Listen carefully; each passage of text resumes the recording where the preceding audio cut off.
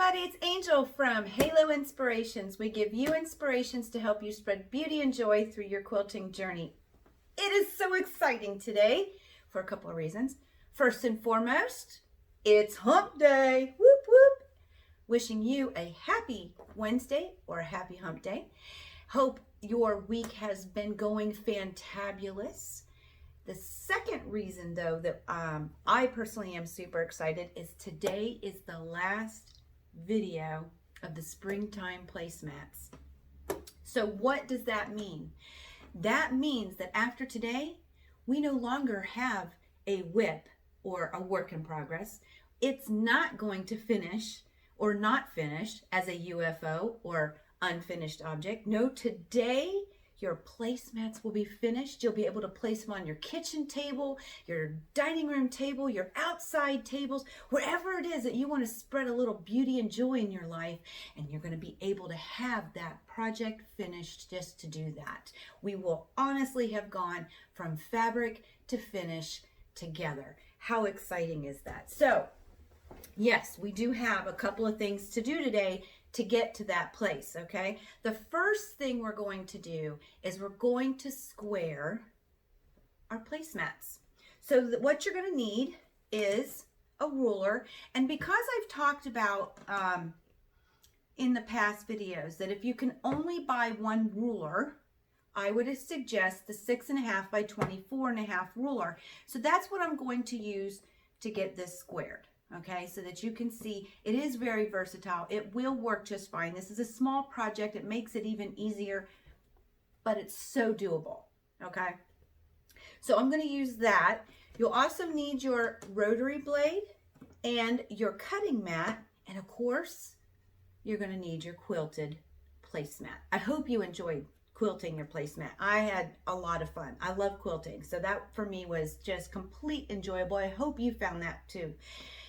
Okay, so then after that, we're going to do the binding together, and I'll interject and talk about a few things in there. So let's go ahead and get these things squared. One other thing I wanted to mention, I'm only going to work with one placemat today. I'm not going to do both. It's the same process, no different, and it'll help shorten the video a little bit for you so you're not sitting here. Although I love sitting here with y'all for an hour, I know that you want to just get to it and get her done. So I will see you at my cutting board in just a minute. So you want to get your cutting board and then place your quilted top on, or your quilted placemat on top of it. Then you want to take your ruler here and you want to get a nice straight line at the bottom and a nice straight line at the top. And then you want to be along the edge of your placemat over here. Now some people do like to leave a 1/4 inch of batting to help fill up the binding. However, for this project I'm not doing that. It's another method. Feel free if you like. Just make sure you're straight in the bottom, and then you use a tick mark in one of your rulers and make sure that you're straight on the top. Put your pinky on the outside, giving it something to anchor. Go ahead and push it down. Oh, it might help. I don't need to lock it. I need to open it. Go ahead and grab your rotary cutter and give it a nice cut. Okay. Now, it looks like I might have to change my blade. There we go. Now, this part doesn't matter. What you want to do at this point is you want to turn either your placemat or your cutting board or whatever it is that you're working with, okay? And we want to do the exact same thing that we just did. Now this one's a little longer. I hope my head doesn't get into this, but I'm going to lie down. We already know this is a good straight line. So I'm going to line up the bottom here. Oh, and you can't see that.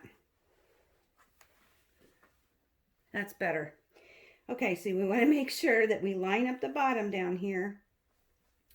And then looking at a tick mark, making sure we're all lined up. Make sure that you're not too far away from the edge of where you want to cut. So if you wanted that 1/4 inch, you're going to have to come over. But like I said, I'm just doing a straight cut right along the fabric. Now this is a little longer, so I'm going to move my hand, trying not to move the placemat, and I'm sorry if I'm getting in the way. It's a little long. Yep, like I said, it looks like I need to change out my blade. So you want to do that on all 4 sides. And the next one, it's exactly the same. And see, we've got this straight line down here. Okay. So you want to get this lined up on the bottom. Pick a tick mark inside here that is lining up with your fabric. And then do a cut.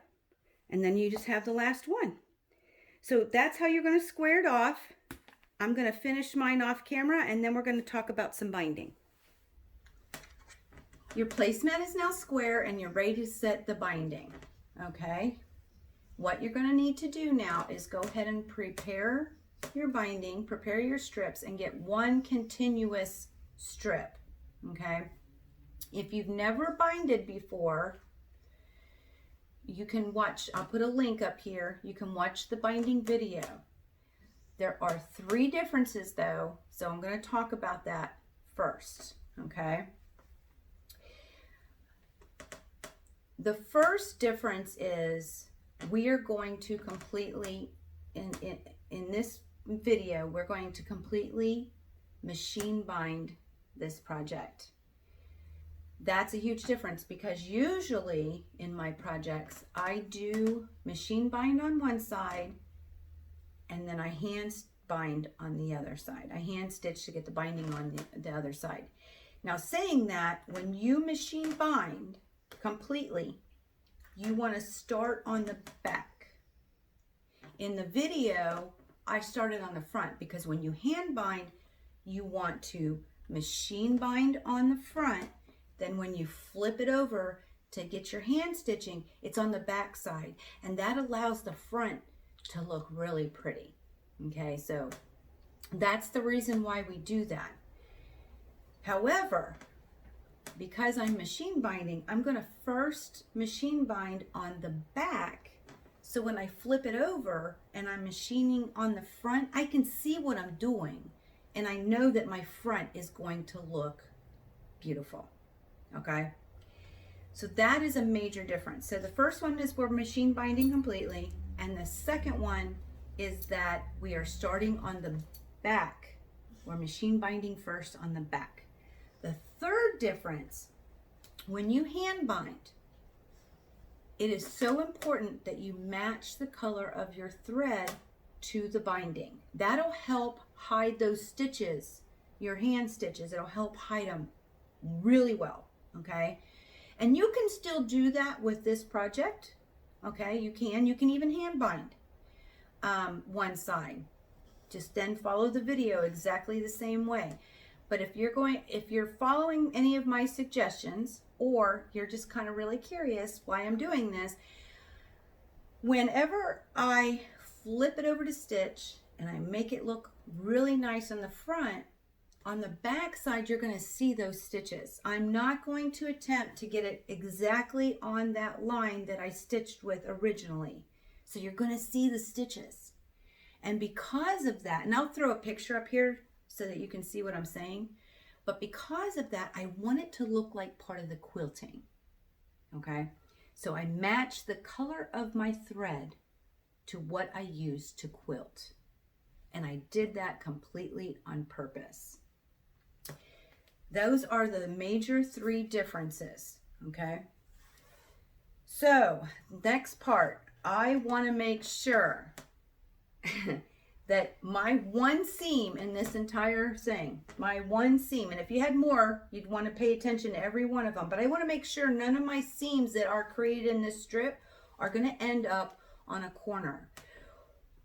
If it happens, it's not the end of the world, but what happens is it makes it so difficult because there's more bulk and you can't necessarily get a pretty point. And it's kind of fussy and hard to work with a little bit when it's in that corner. So you want to lay this out and test your method.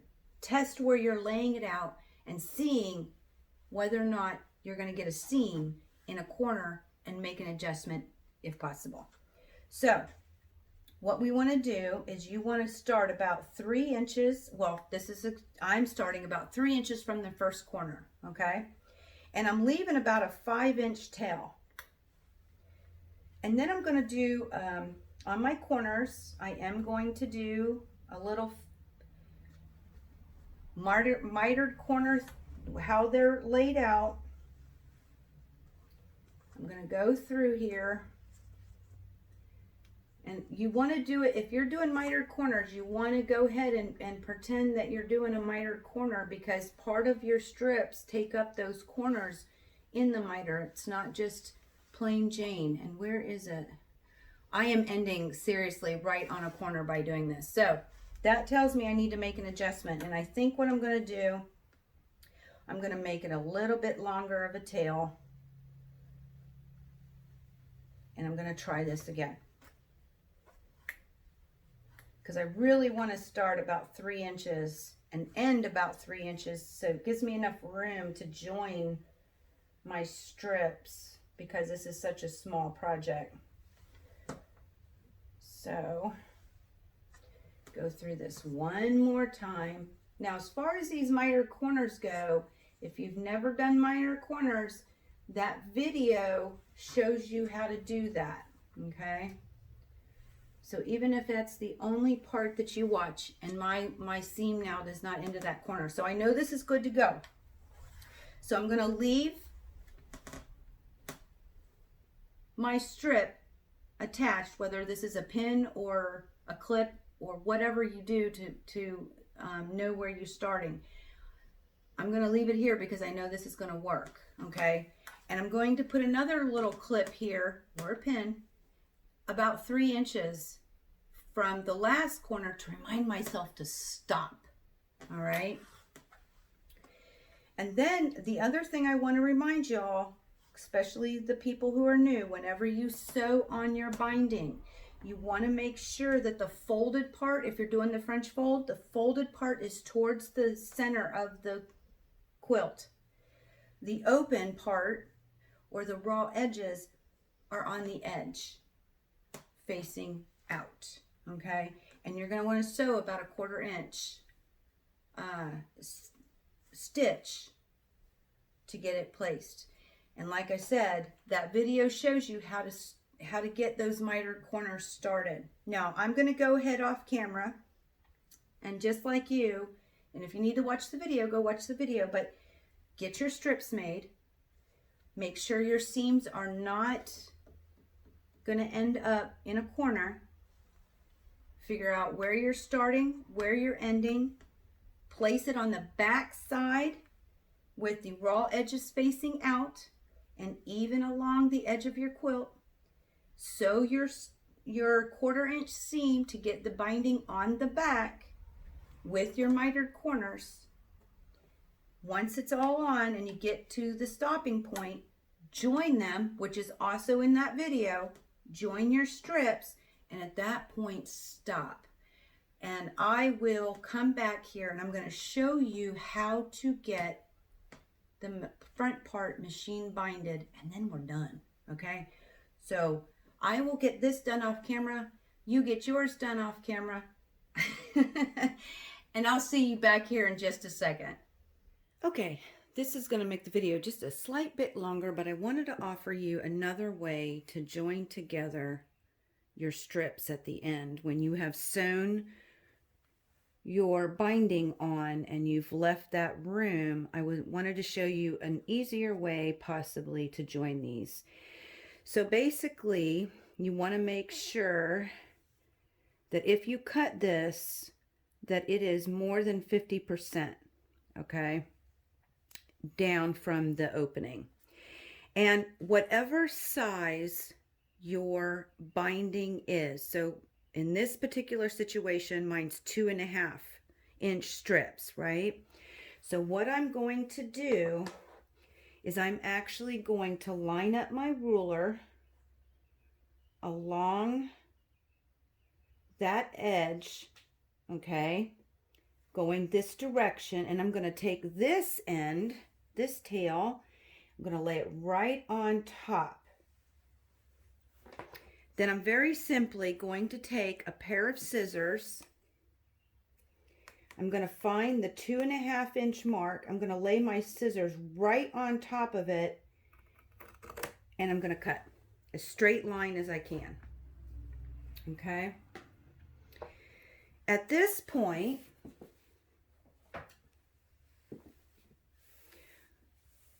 I'm going to take my two ends, just like we did when we made the strips, and I'm going to place them right sides together.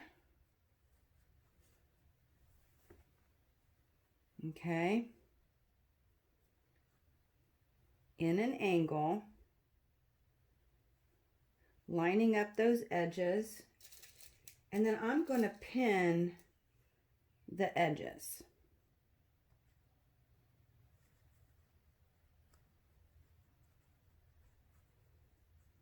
All right, I'm going to go ahead and pin this one also.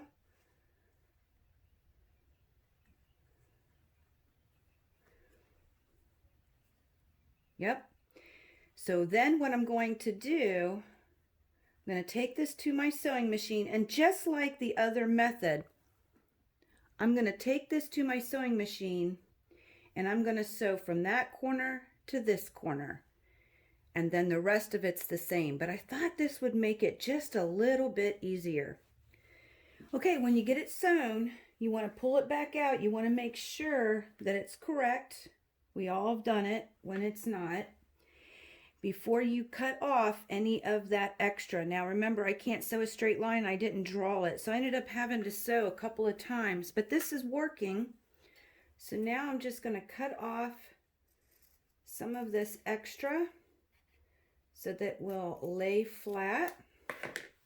And I'm going to take this to my sewing machine, and I'm going to go ahead, I'm going to go ahead and press it down so it stays down better, and then I'm going to sew the rest of this together, starting where I left off. Do a little back stitch inside those seams and sew to the end until where I stopped over here, and do a little back stitch, and then it'll be on. And the next part we're going to go into is flipping this over and sewing it onto the front. Okay, so now we have all the binding sewn onto the back side, and we're ready to flip this over and start sewing the front. But before I go and do that, I want to just show you this little contraption here. A lot of sewing machines come with it. It's a guide, and you'll have a little hole over here with that has, you know, threads for a screw, and then it'll come with a little screw. And what's really cool about it is when you don't have a big foot on here like I do right now, with a walking foot is so wide, you can line up very nicely a real straight line, a real nice. You can do a 1/4 inch. I mean, it's just another method for you to instead of tape or a credit card, you may possibly be able to use this contraption on your machine. Now I'm going to use it to get a straight line while I'm sewing this binding on. Okay, that is plain and simple what I'm doing, or at least attempt to. The other thing that I'm going to use, I don't have a stiletto. I don't own one. So I'm going to use a seam ripper. Yep, Jack is going to be my friend, and I'm going to use it like a stiletto. You can also use small pair of scissors, maybe some thin tweezers, but just something that you'll be able to hold down in a pinpoint fashion that's sturdy. Okay, and you'll see that in just a minute.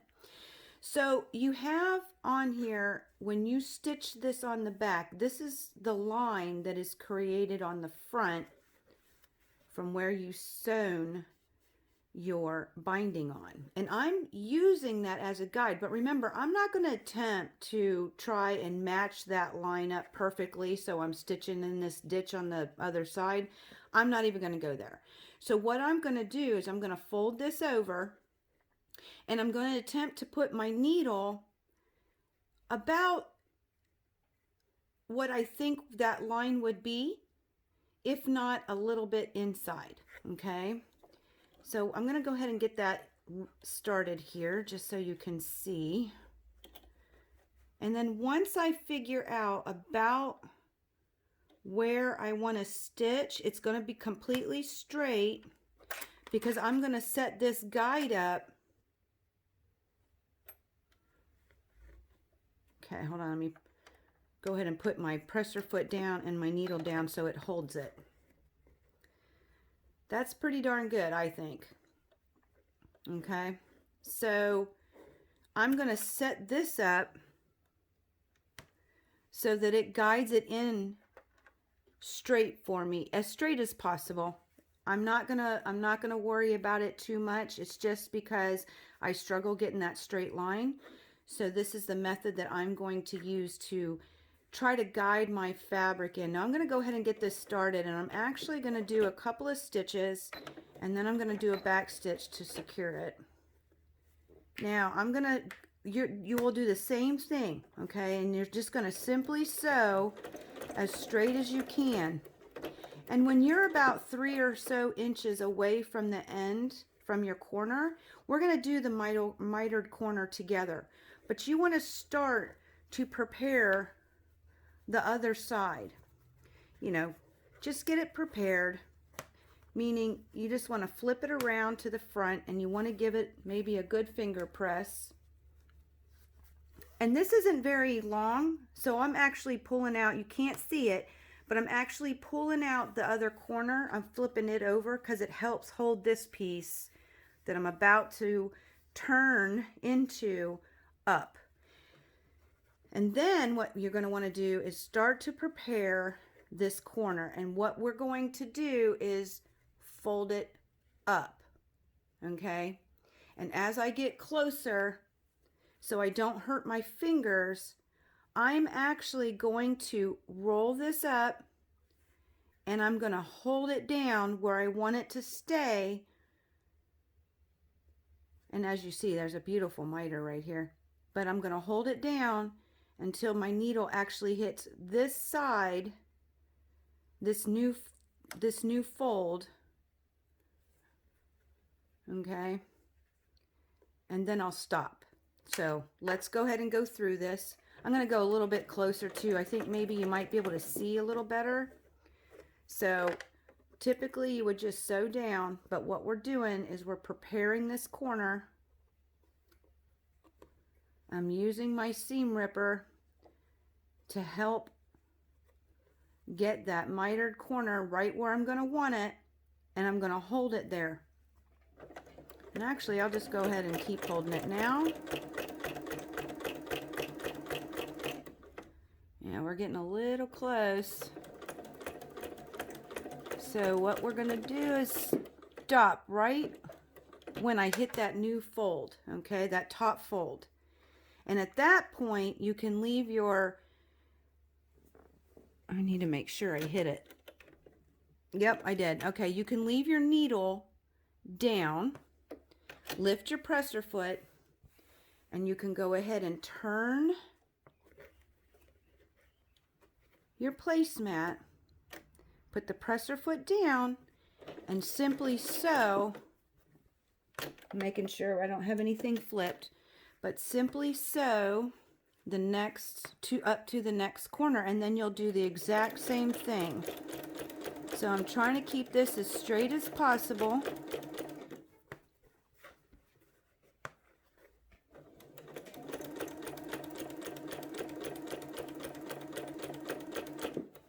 Okay.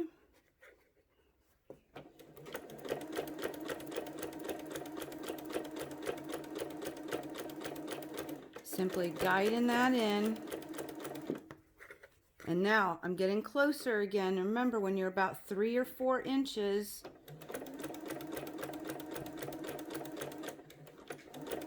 you're going to want to stop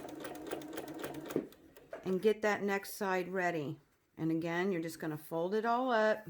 I'm actually pulling around the fabric from the other side of the, on the other corner that you can't see, to the left. Okay, get this all ready. I'm going to give it a finger press to help keep it down a little bit and prepare it. All right. Now I'm gonna sew a little bit further before I grab my seam ripper. Making sure this is straight.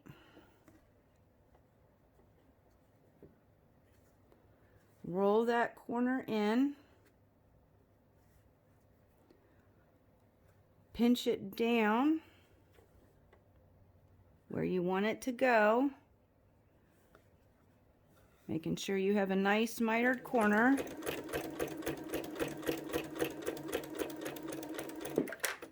And look, see how it flipped? You just got to be careful with that.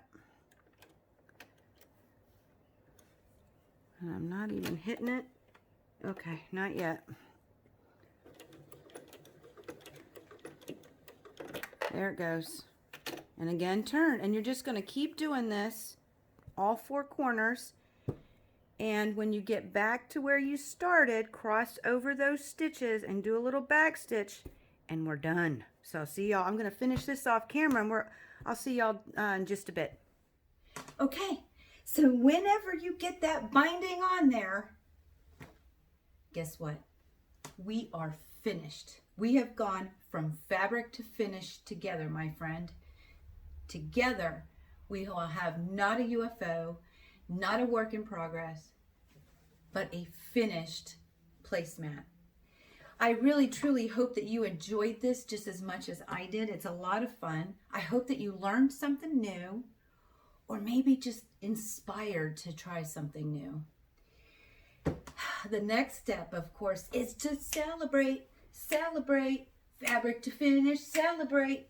Celebrate. I'm telling you, I'm so excited.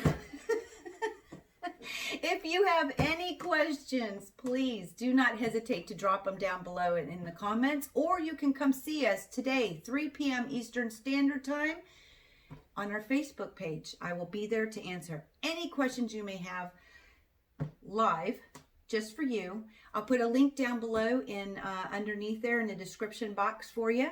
I'd love to see you there. The next thing is to find a place to put them to spread a little beauty and joy in your world, right? If you like this video, please like, share, and subscribe.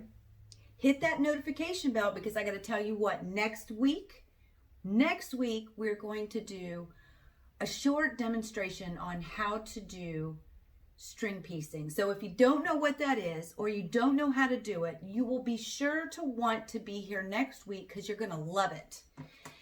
So that's for next week, next Wednesday, hump day, right? But until next time, may you continue to stay healthy, inspired, productive, and joyful, and never stop making your dreams in quilting come true. Love y'all. Whoop, whoop. It's time to celebrate, celebrate. See y'all next week.